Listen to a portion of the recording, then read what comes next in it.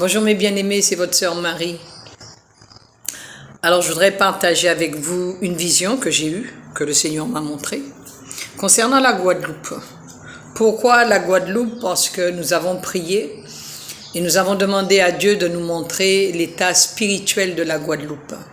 Donc la première vision que j'avais eue il y a très longtemps, il m'avait montré un mille-pattes géant dans le ciel de la Guadeloupe. Et je voyais ce mille-pattes en train de piquer les gens. Donc je savais que c'était un esprit méchant qui était là.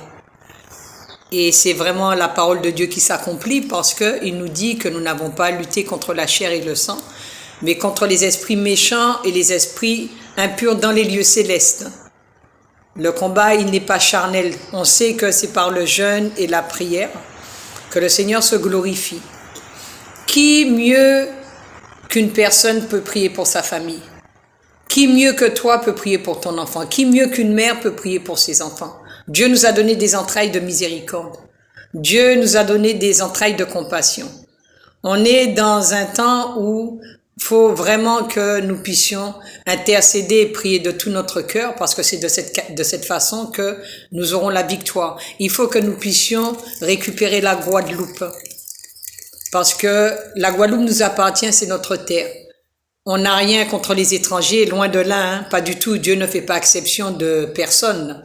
Et Dieu ne veut pas que nous chassions les étrangers de la Guadeloupe. Mais nous devons intercéder pour la Guadeloupe et récupérer la Guadeloupe. C'est très important. Quand le Seigneur nous dit de prier pour les autorités du pays, ce n'est pas en vain, ce n'est pas pour rien. L'évangile, c'est une réalité. Nous sommes l'évangile. Et nous devons prier comme le Seigneur nous demande de le faire. Je ne vais pas citer de nom, mais dans une ville, j'ai vu où ils ont organisé un concert et c'était sur le bouillon. Je crois que tout le monde sait ce qu'est le bouillon. Le bouillon, il n'y a pas plus cru, il n'y a pas plus vulgaire que cette musique. On a aussi mélangé le gros cas avec le vaudou. Je ne crois pas que ce soit le Seigneur qui ait dit aux gens de faire ces choses. Mais si nous ne prions pas pour notre pays, il y aura des choses comme ça. Le vrai réveil, c'est quoi? C'est quoi le réveil? Le réveil, c'est quand les lieux de perdition sont transformés en lieu de prière, en lieu de salut, en lieu de bénédiction. Et c'est pour cette raison que tous les lieux de perdition que nous avons en Guadeloupe doivent être transformés en lieu de prière, en lieu de bénédiction, en lieu de salut. C'est ça le réveil. Même à travers la nature, Dieu nous parle. Dans les temps où nous sommes dans Joël 2, à partir du verset 28, voilà ce que le Seigneur nous dit. Après cela, je répandrai mon esprit sur toute chair. C'est Dieu qui parle. Vos fils et vos filles prophétiseront, vos vieillards auront des songes, et vos jeunes gens des visions. Même sur les serviteurs et les servantes, dit l'Éternel, dans ces jours-là, je répandrai mon esprit. Donc Dieu confirme sa parole par la parole. Dieu donne des visions et Dieu donne des songes. Il m'a montré la rue Frébeau. Dans la rue Frébeau, j'ai vu beaucoup de personnes à genoux dans la rue, sur les trottoirs, dans la rue, partout dans la rue Frébeau. Et j'ai dit, mais papa, c'est quoi ça? Et le Seigneur m'a fait comprendre qu'il y aura une telle puissance de conviction, de jugement, de péché, de justice sur les gens, que n'importe où les gens se trouveront en Guadeloupe, on les verra se mettre à genoux dans les rues, n'importe où. Ils seront convaincus de jugement, de péché, de justice. Et il m'a conduit dans la parole. Il m'a emmené dans Hébreux, chapitre 8, à partir du verset 10, où il dit que dans un futur proche, on n'aura plus besoin de dire aux gens de donner leur vie à Jésus. Parce qu'il y aura une telle conviction de jugement, de péché, de justice, qu'ils seront convaincus et qu'ils accepteront eux-mêmes, sans qu'on ait à leur dire d'accepter Jésus. Ils se tourneront vers le Seigneur. Ça, c'est la bonne nouvelle, parce que c'est ce que le Seigneur veut. Le Seigneur m'a montré aussi en Afrique,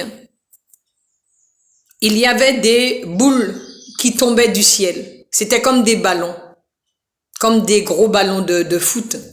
Et je voyais ces ballons-là tomber du ciel, ça se passait en Afrique. Et quand les ballons tombaient sur les Africains, ça explosait. Et à l'intérieur, il y avait un liquide, c'était comme de l'acide. et ça brûlait les Africains. Et j'ai demandé au Seigneur, mais Seigneur, c'est quoi ça? Et une servante de Dieu m'a dit, Marie, ce que tu as vu, c'est le jugement de l'Afrique. Dieu va juger l'Afrique. Et on voit bien on entend tous les scandales, on voit bien sur les réseaux sociaux, il y en a beaucoup qui tombent. Il y a beaucoup de choses qui se passent. Je ne rentrerai pas dans les détails. C'est pas le but. Le Seigneur m'a montré aussi, dans une église, des pasteurs qui étaient en train de faire la délivrance d'une femme. Mais la dame, elle était tellement grande, elle devait faire plus d'1,90 m. Et elle était costaud, elle était énorme.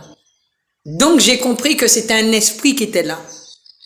Et les pasteurs essayaient de délivrer cette dame.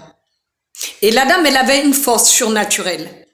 Et elle a commencé à donner des coups au pasteur.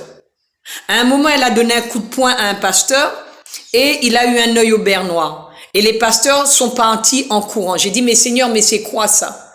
Et ça m'a fait penser au fils de Séba qui avait été chasser des démons alors qu'il n'avait pas reçu l'autorité du Seigneur pour chasser les démons. Et autre chose que le Seigneur m'a montré aussi, j'ai vu une sœur qui était à genoux, qui était en train de prier, je pense, mais j'ai vu un géant qui avait son pied appuyé sur son cou et qui appuyait tellement fort sur le cou de la sœur que son visage était écrasé par terre. Je reçois beaucoup de visions. Dieu parle tantôt d'une manière, tantôt d'une autre. Dans les temps où nous sommes là, Dieu va beaucoup parler avec les enfants, par les enfants. Quand vos enfants vous parlent, prenez le temps d'écouter et analysez pour voir si ce n'est pas l'esprit qui parle. Parfois, ma fille me dit des choses et le Saint-Esprit me dit « écoute ce qu'elle dit ». Et je reste à écouter. C'est très important. C'est vraiment important d'être des hommes et des femmes de l'esprit, d'être souple entre les mains du Seigneur, d'être sensible au Saint-Esprit, d'être attentif à tout ce qui se passe autour de nous. C'est très important parce que Dieu veut de vraies conversions. Dans les temps où nous sommes là, dans la fin des temps, le Seigneur veut de vraies conversions, des chrétiens authentiques, pas des chrétiens qui clochent à droite et à gauche, mais de vrais chrétiens, des chrétiens authentiques. Dieu a un plan pour la Guadeloupe. Il a dit tout genou fléchira et toute langue confessera que Jésus-Christ est Seigneur à la gloire de Dieu le Père. On aime courir après les gens, on aime courir après les serviteurs, on aime courir après les prophètes. Jésus, c'est l'esprit de la prophétie. Jésus est l'esprit de la prophétie. Dieu seul sauve. Aucun homme ne peut sauver. Il n'y a que le Seigneur qui sauve. Donc, restons attentifs à ce qui se passe. Écoutons la voix du Saint-Esprit parce que Dieu veut faire quelque chose en Guadeloupe. C'est vrai que la Guadeloupe va être fortement secouée. Mais c'est pour le bien de la Guadeloupe, c'est pas pour le mal de la Guadeloupe. Parce que le Seigneur veut que tout le monde soit sauvé. Il veut que les gens soient sauvés. Mais il faut vraiment que la Guadeloupe soit soumise au Seigneur.